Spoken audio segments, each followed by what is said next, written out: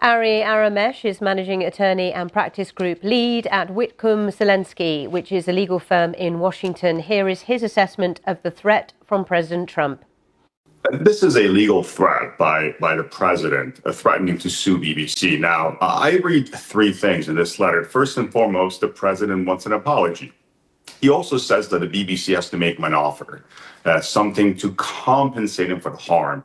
That reads into unfolds into two different sub-branches. Is it money, or is it a promise of action to take a certain course of action? If you sort of followed what's transpired the past year since president came to office, he's gotten his way with some universities, with some publications, even with law firms. Some of the biggest law firms in this country have now committed several $100 million to causes that the president would like to see litigated.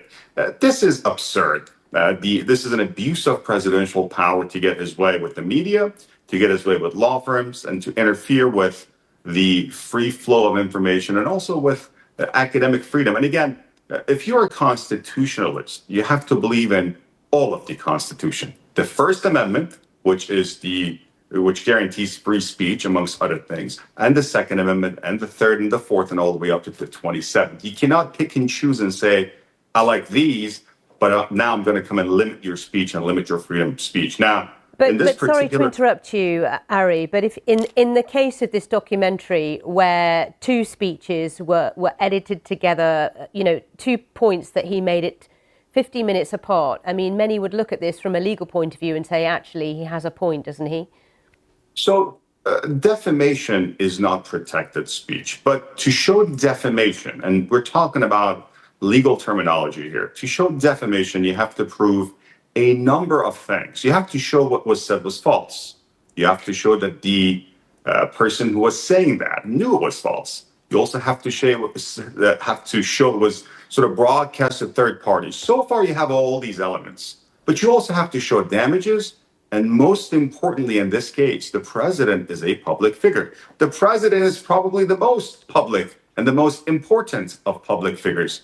He has to show malice with malicious intent that BBC undertook a series of actions. Ari, that is a high ball. If you were advising the BBC, what would your advice be? Would it be get that apology in quick, sharp to the White House and figure out what your compensation is going to be?